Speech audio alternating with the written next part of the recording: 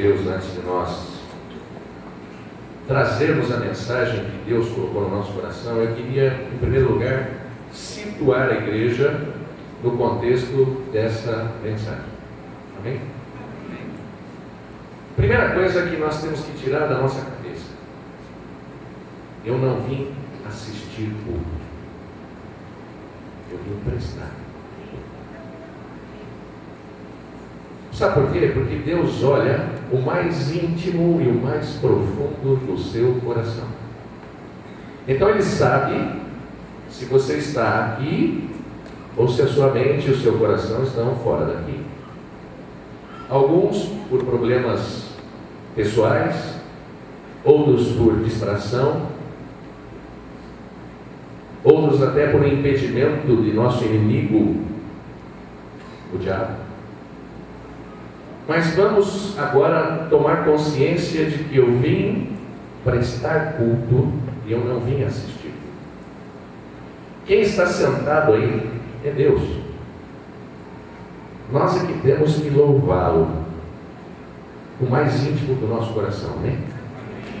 E a palavra de Deus é dada por Ele para a exortação de quem prega e de quem ouve. Então, muitas vezes, quando vocês assistem um pregador da palavra de Deus, seja um pastor, um diácono, um evangelista, isso são papéis e cargos humanos. Lógico, tem a sua validade e importância. Mas a mensagem, quando ela é trazida para que mude o coração de quem prega e seja derramado no coração de quem ouve. Amém? Então nós vamos ler dois textos da palavra de Deus nesse momento. Não sei se aqui. Os irmãos podem acompanhar. Isaías capítulo 29, verso 13 e verso 14. O texto diz assim: o Senhor disse: visto que esse povo se aproxima de mim, e com a sua boca e com seus lábios me honra, mas o seu coração está longe de mim, e o seu temor para comigo consiste só em mandamentos de homens, que maquinalmente aprendeu. Continuarei a fazer a obra maravilhosa no meio deste povo, sim, obra maravilhosa, e um portento, de maneira que a sabedoria dos seus sábios perecerá, e a prudência de seus prudentes se esconderá. Agora nós vamos ler o segundo texto, que é exatamente a réplica deste, só que no Novo Testamento. Ele se encontra em Mateus 15, dos versos 7 e 8. O texto diz assim: hipócritas, bem profetizou Isaías ao vosso respeito, dizendo: este povo honra-me com os lábios, mas o seu coração está longe de mim. Em vão me adoram, ensinando doutrinas que são preceitos humanos. O texto dessa noite, queridos, trata de honra. Quando nós nos aproximamos, quando nós somos inseridos na vida cristã, nós entramos na vida cristã, na graça de Jesus, mas também nós acabamos adquirindo, como se fosse um durex, gruda em nós uma religiosidade. Normalmente as pessoas sabem que você é cristão, que você anda com a Bíblia embaixo do braço. Pelo menos até um certo tempo era assim. Ou as pessoas sabem que você é um cristão porque há um adesivo no vidro do seu carro que diz: Deus é dono do meu negócio. Você já falou com Deus hoje? Propriedade de Deus. E nós achamos, dentro do nosso coração, que nós estamos honrando a Deus quando Deus, na sua misericórdia infinita, nos dá um carro zero. Então a gente coloca lá um adesivo: propriedade de Deus. Aí um irmãozinho da igreja pede para você levar ele lá no Pedra 90, a uns 25 quilômetros daqui, num dia de chuva, seu carro está limpinho. E aí a propriedade deixa de ser de Deus e passa a ser minha. Eu coloco dentro do meu carro, eu forro até o banco, que é para a criança não sujar o banco do carro. quando eu levo aquele irmão. A propriedade deixa de ser de Deus para ser minha. Senhor, eu estou cuidando da sua propriedade. Eu sou guardião, eu estou te honrando. Será? Os dois textos que nós lemos falavam de homens de extrema religiosidade. Homens que viveram, Isaías viveu 700 anos antes de Jesus. Falou que o povo de Israel vivia uma religiosidade, falava de Deus, louvava e honrava a Deus só de lábios. E 700 anos depois, Jesus falou a mesma coisa.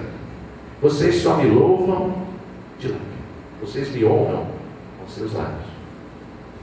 E Jesus taxa isso de hipocrisia. Irmãos, quando nós nos inserimos no contexto cristão, como eu disse no início, as coisas parecem que grudam em nós. Nós usamos essas frases prontas. O crentez se torna a nossa língua, né? Graça e paz, querido, a paz do Senhor. O culto hoje foi tremendo. Deus derramou a sua graça.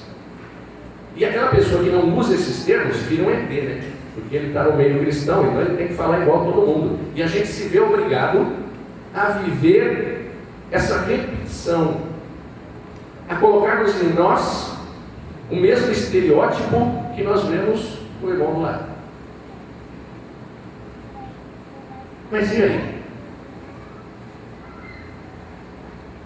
Nós viemos prestar ou nós viemos assistir culto? Vocês já repararam que Cuiabá é uma cidade, por uma questão geográfica, quente demais.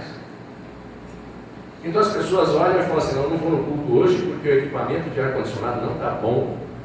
Então, Senhor, me perdoe, mas eu vou ficar em casa no meu ar-condicionado. Você vai prestar culto ou você vai assistir culto? Pastor, como é que eu presto culto? No momento em que você entra ali para cá, e eu já vou colocar outra questão, você tem que se dispor a olhar que este lugar é santo, sua vida deve estar em santidade, e você veio derramar na presença de Deus o seu coração. Senhor, alegre ou triste, rico ou pobre, feliz ou infeliz, eu vim prestar culto ao Senhor. Eu vim derramar a minha alma na sua presença.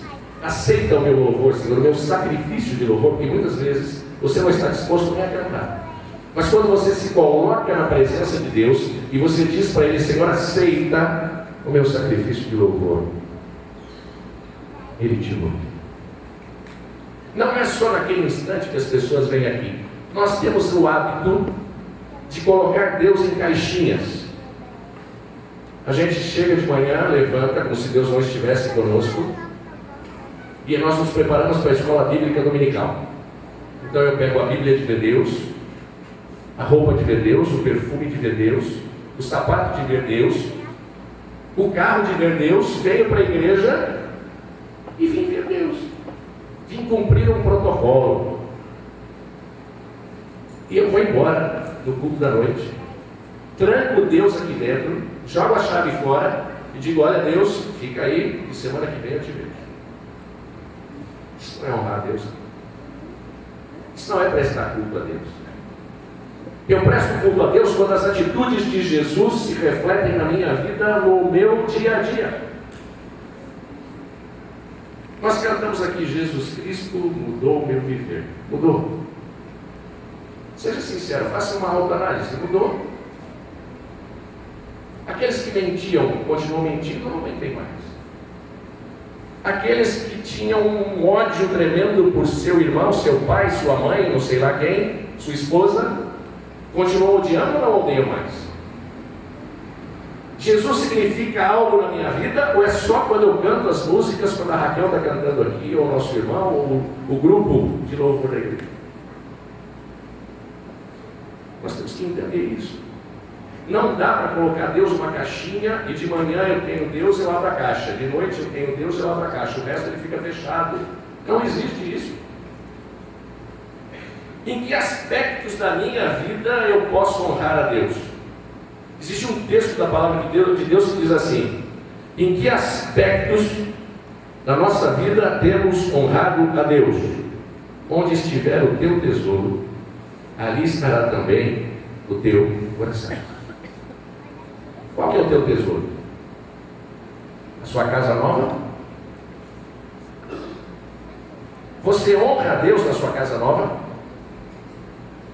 Você permite a entrada daquele que precisa do teu sorriso, do teu abraço, da tua amizade, do teu prato de comida na sua casa nova? As pessoas sabem que você é um crente verdadeiro no seu comércio, quando você abre as portas do comércio, você é honesto, você não tem uma balança corrompida, você realmente honra a Deus nas atitudes que você toma diante dos homens e diante de Deus. Eu sou dono de um negócio, Deus é dono do meu negócio. Tem até um livro que se escreveu sobre isso. Deus é dono do nosso negócio mesmo. Ou eu continuo colocando Deus na caixinha, chego na porta da loja, guardo Deus, entro e ajo como se nunca tivesse visto Deus. Irmãos, recentemente eu tenho uma pequena ótica, um pequeno comércio. E esses dias entrou um senhor lá, 72 anos de idade, cabeça branquinha, e eu vi que os olhos daquele homem estavam vermelhos, bem vermelhos. Ele me pediu: você troca pilha de relógio? Eu falei: troca, me dá aqui seu relógio. E aí, sem mais nem menos, aquele homem começou a falar da sua dor.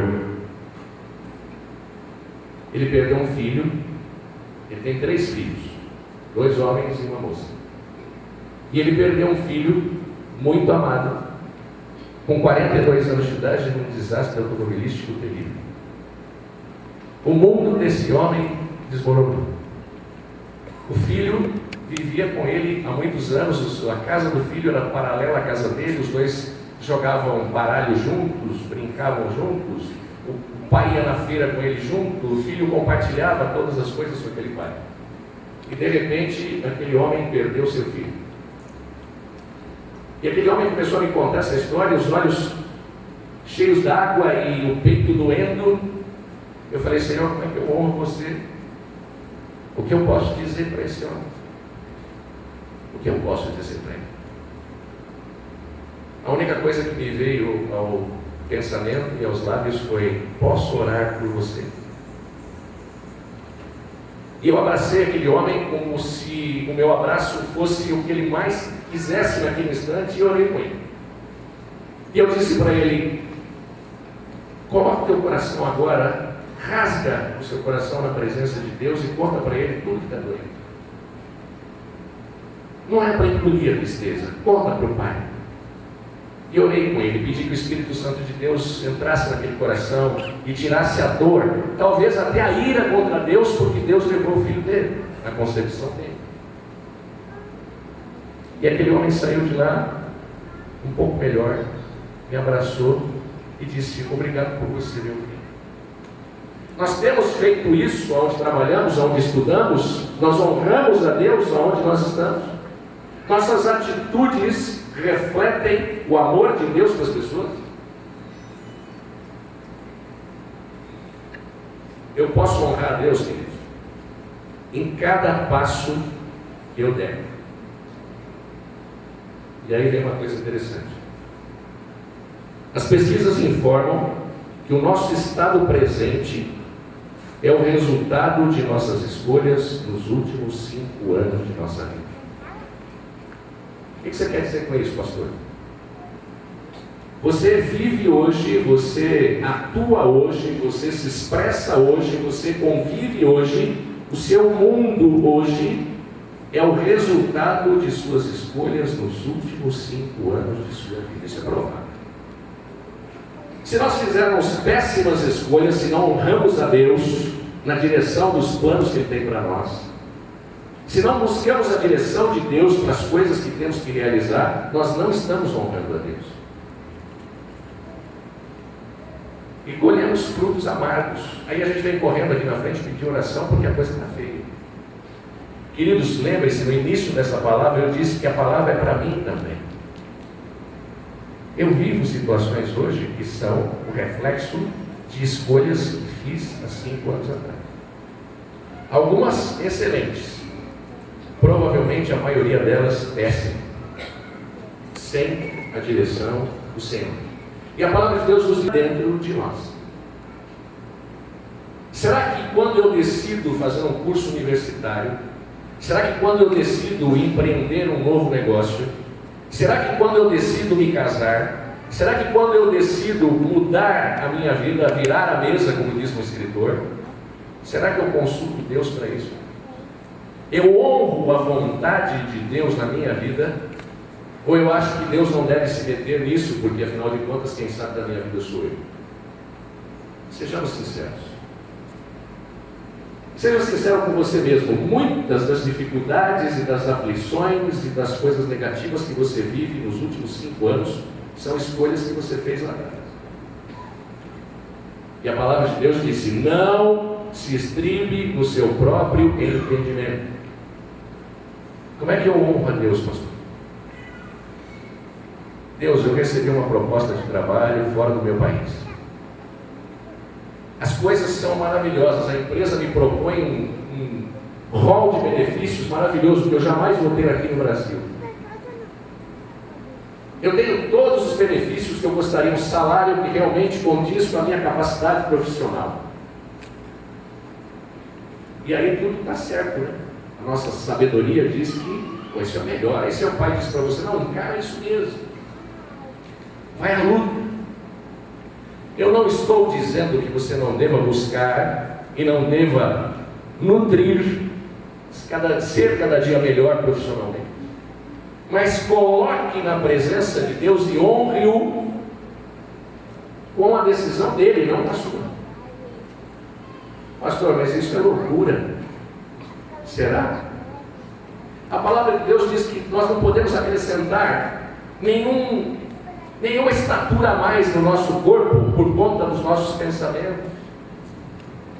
Você não sabe se na cidade onde você vai morar, em algum lugar, em outro país, você pode ser morto por algum problema. Olha o Egito. Muitos profissionais americanos e brasileiros moram no Egito hoje. Empresas multinacionais se instalaram no Egito. E aí? Uma crise governamental, um problema, uma guerra civil se implantou no país. E aí?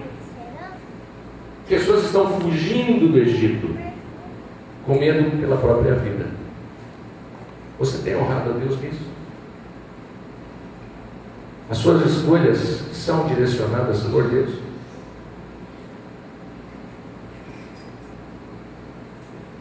Eu posso honrar a Deus em cada palavra que eu disser. Todo aquele que vem a mim e ouve as minhas palavras e as pratica, eu lhe mostrarei a quem é semelhante. Nós temos honrado a Deus com as nossas palavras? Ou eu sou uma boca de maldição? Eu maldigo o meu governo? Eu maldigo o meu semelhante? Eu rogo uma praga naquele que me ofende?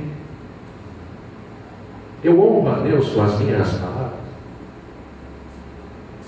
Tem honrado a Deus? Queridos, essa palavra, ela nos faz meditar a respeito do verdadeiro modo de honrarmos a Deus. Nossas atitudes, nossos pensamentos, nossas decisões, nossas palavras. Será que, pastor, eu não sei falar de Jesus. Eu sou tímido. Eu sou tímida. Mas você sabe rir, não sabe? Você sabe abraçar, não sabe? Você sabe doar, não sabe? Você sabe dar um beijo, não sabe? Você sabe afagar, não sabe? Quem disse que o teu ministério é pregar? O teu ministério é consolar. Quando a Raquelzinha canta aqui na frente, a charada da minha filha, ela procura colocar todo o seu louvor na sua voz para engrandecer a Deus. Ela está adorando nas suas palavras o Rei dos Reis, ao invés de maldizer as pessoas. Eu sou um poço de reclamação ou eu sou um poço de bênçãos para o meu semelhante? Queridos, eu não sei se era bem essa mensagem que vocês queriam ouvir hoje, mas é essa que Deus me deu e eu sei que deu a vocês também. Eu creio nisso, de todo o meu coração. O Senhor quer que pessoas o louvem e o honrem, não só de lábios, mas do mais profundo de seus corações. Se você ainda não faz isso, comece a pensar nisso. Amém? A palavra de Deus diz assim: o Senhor conhece os pensamentos do homem, que são pensamentos vãos. O Senhor conhece os pensamentos dos sábios, que são pensamentos também vãos. Eu tenho honrado a Deus no meu pensar?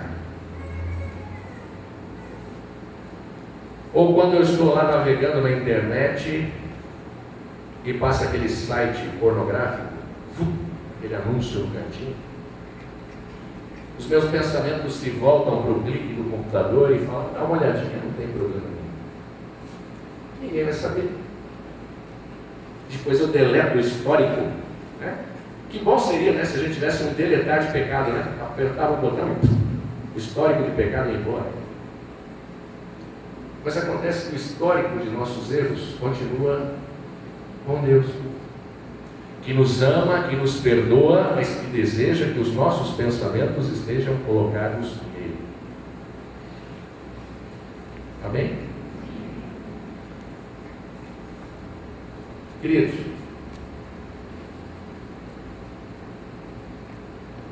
em cada gesto que eu fizer, eu posso honrar a Deus.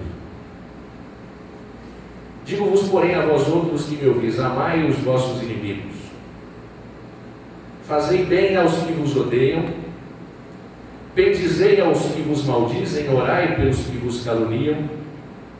Ao que te bate numa face, oferece-lhe a outra, e ao que tirar a tua capa, deixa-o levar também a túnica. Dá a todo o que te pede, e se alguém levar o que é teu, não entres em demanda. Como quereis que os homens vos façam, assim fazei-o vós também a eles. Dura essa palavra, né? Você está lá querendo fazer uma coisa legal, a sua chefe chega para você e fala assim: você é uma incompetente. Por qualquer razão. E Deus te pede: não se irrite com essa pessoa.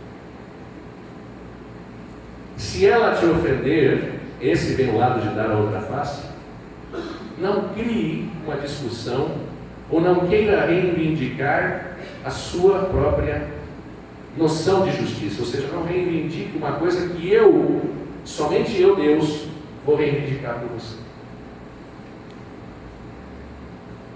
Não é fácil, nós somos ensinados, pelo menos meu pai era assim, né?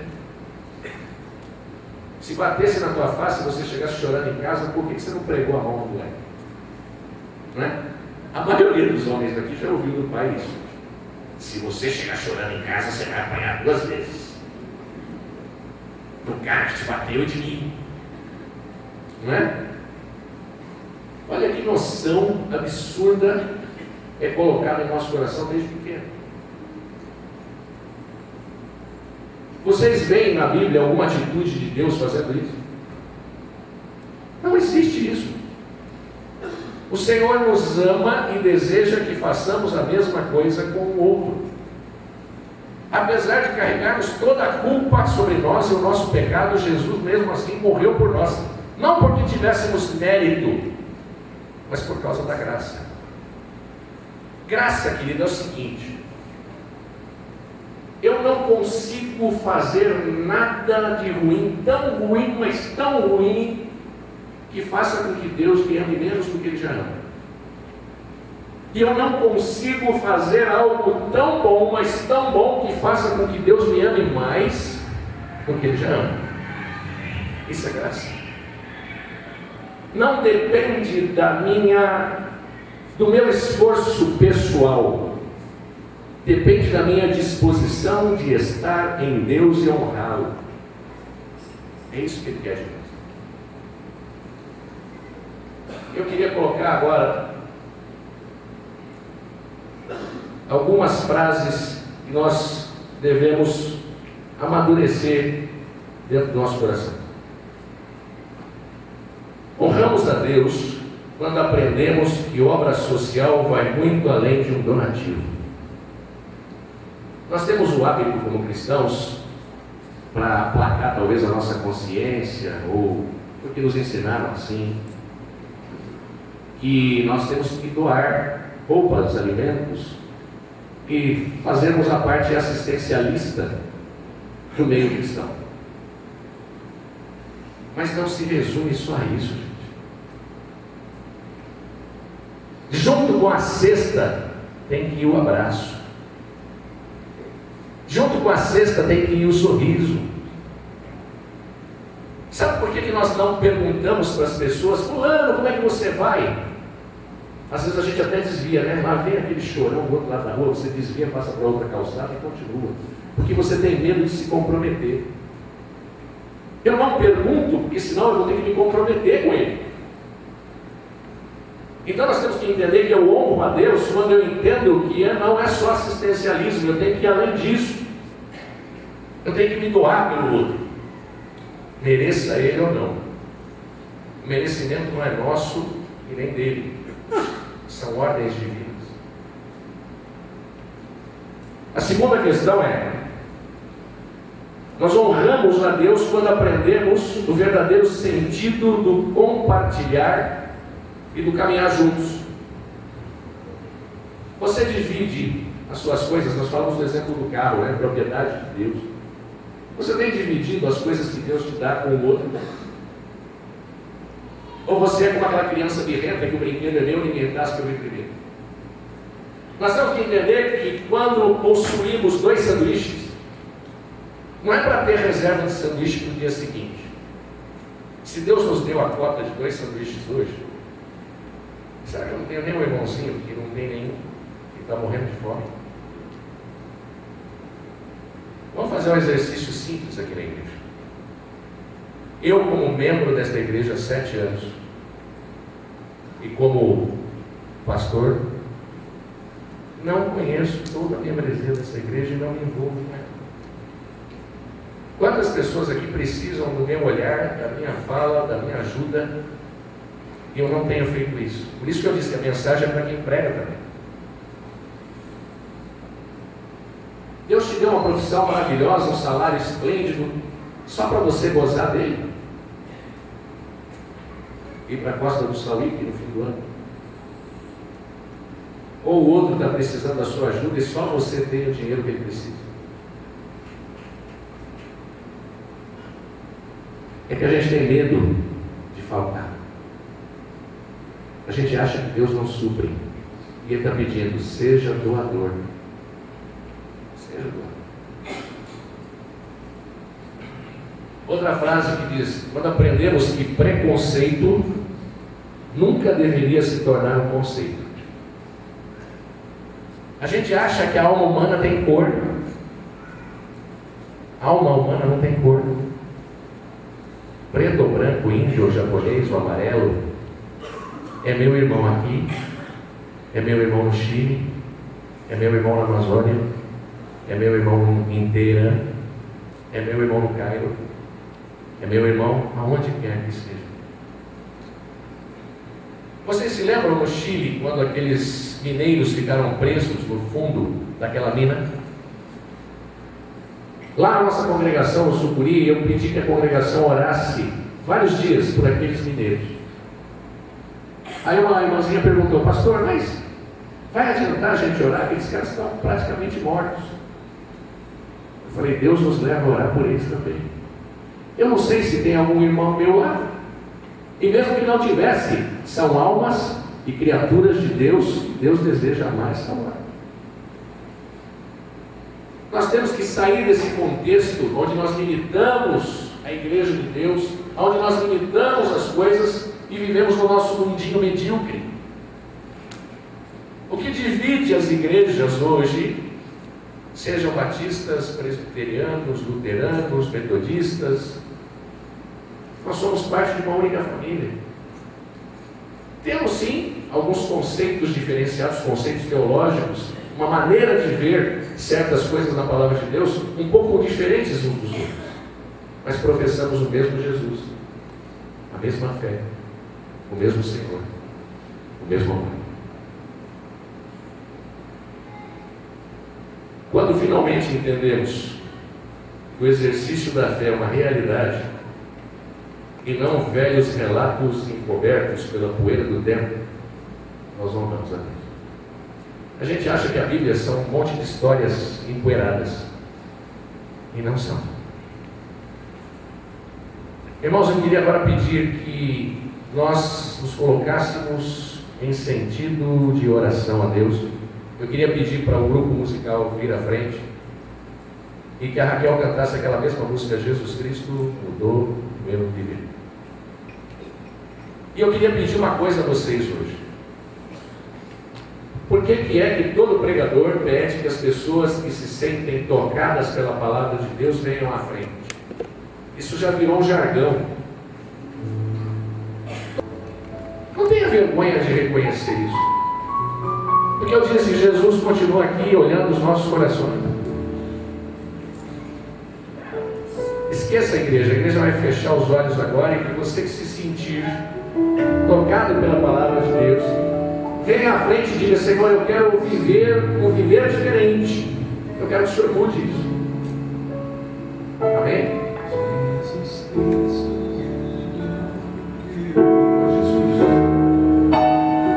Traga, Senhor, os teus filhos a um compromisso real contigo. Traga, Senhor, a tua igreja à frente. Que eles se coloquem, Senhor, à disposição do teu reino. A pior coisa que tem, Deus, é quando nós não admitimos que temos limites na nossa atuação em Cristo Jesus. Se você se sentiu tocado pela palavra de Deus, faça um gesto físico. Se coloque aqui no altar de Deus e diga para Ele, Senhor, eu quero te honrar com todas as forças do meu coração. Eu quero te honrar, Senhor, com o meu dinheiro. Eu quero te honrar com o meu negócio. Eu quero te honrar com as palavras na minha boca. Eu quero te honrar, Senhor, com todo o meu ser. Eu queria pedir ao pastor Daniel que ele viesse não está Ademir, por favor. Queria pedir ao pastor Ademir que orasse com os nossos irmãos aqui que estão renovando os seus compromissos diante de Deus. Isso serve para mim, serve para ele que vai orar, para toda a comunidade, Deus, em nome de Jesus.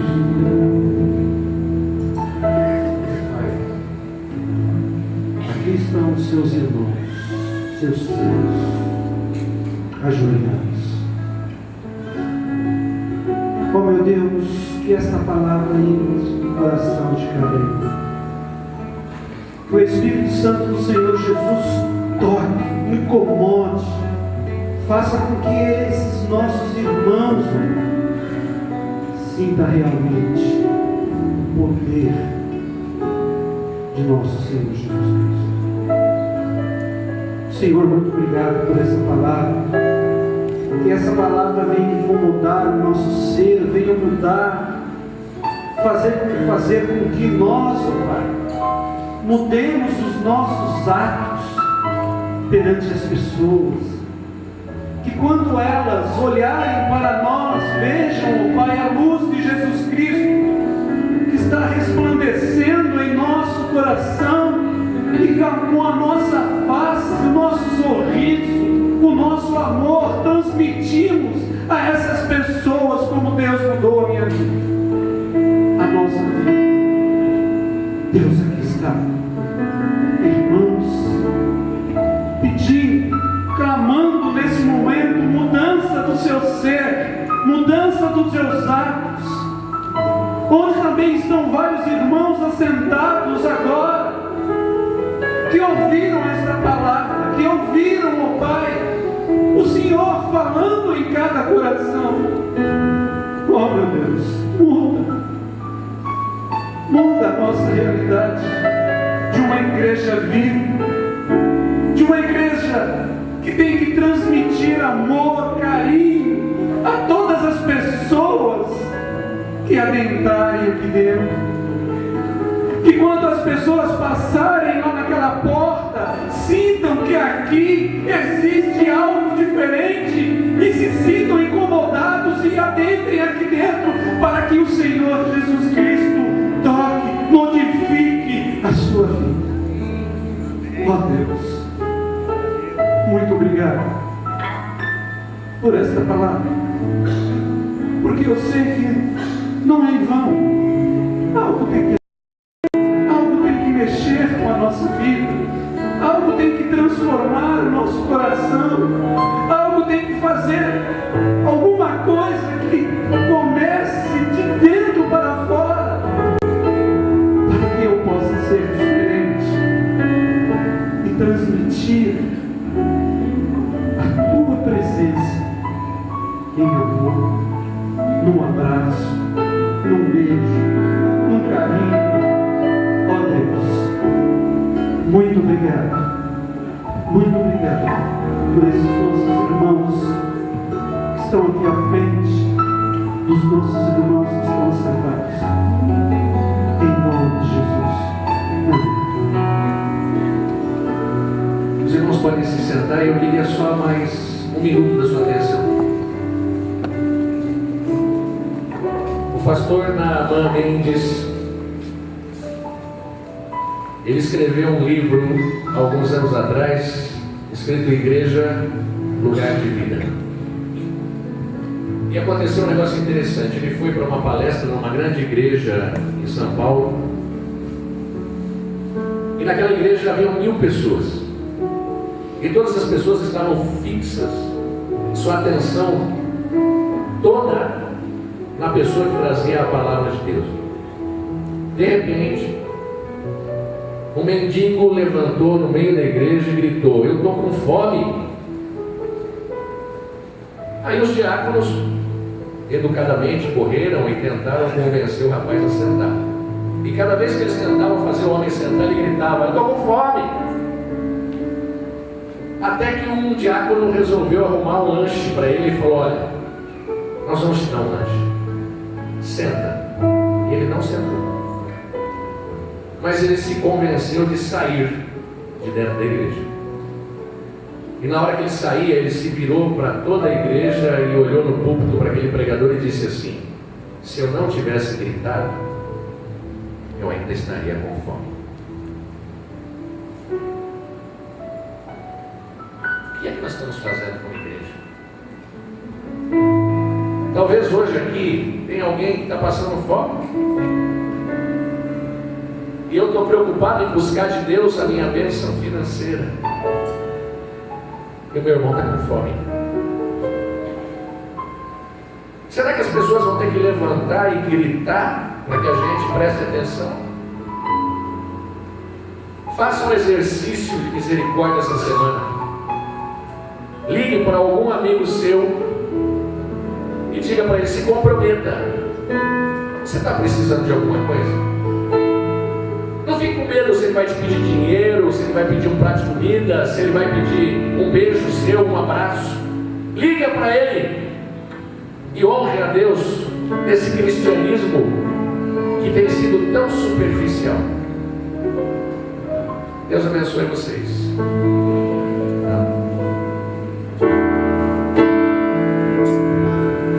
Senhor, muito obrigado por este culto maravilhoso. Muito obrigado porque o Senhor falou aos nossos corações. Dirija-nos, Senhor Deus, para os nossos lares e paz. Abençoe, Senhor Deus, esta igreja, os nossos pastores. Continue, Senhor Deus, falando aos nossos corações durante toda